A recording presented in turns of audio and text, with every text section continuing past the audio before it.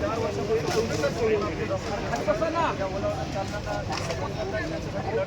तर काही याच्यामध्ये संघटना आल्या गेल्या 2014 पासून मीही कार्यरत आहे. पण त्या 2014 संघटना आल्या आणि आपले विषय भरून गेल्या. त्याच्यानंतर त्यांनी थोडे दाखवलं.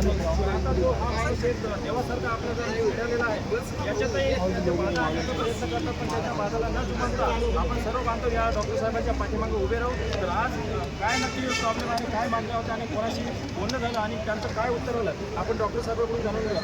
साहेब, आता किती वाजता तुम्ही परिवहन मंत्री यांना भेटले आहे? काय त्यांचं म्हणणं आहे?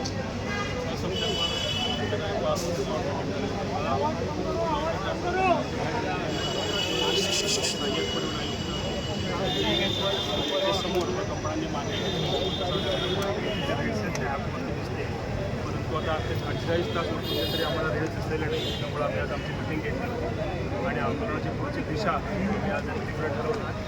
30 सप्टेंबर रोजी पुन्हा आधार मिळायला आम्ही सगळे रिक्षा आणि कॅब चालक आणि टॅक्सी चालक या भागात आधार मिळायला घेऊन आणि त्या दिवशी 30 सप्टेंबरपर्यंत आम्हाला अंकाचे रेट्स मिळाले नाही आणि टॅक्सी बंद झाले नाही. तर आम्ही या इलेक्शनला महायुतीला मतदान नाही करणार पण घेऊ आणि आता पूर्ण महाराष्ट्रात टेस्ला कारची चर्चा होते.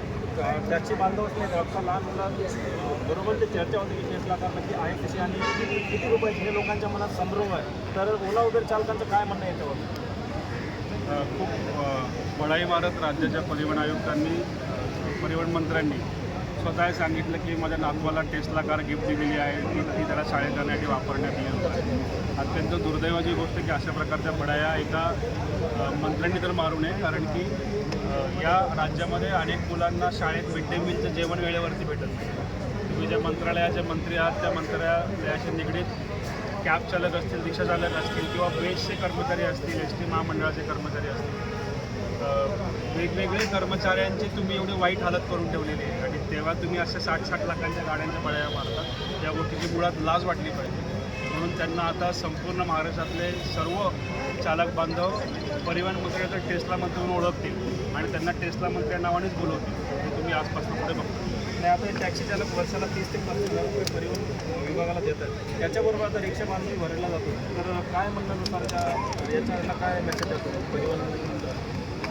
परिवहन मंत्रालय आता उरलेलंच नाही आहे. ते ओला उबेर रॅपिडो मंत्रालय झाले. त्या प्रकारचे धोरण पण आमच्या लोकांनी आज तिकडे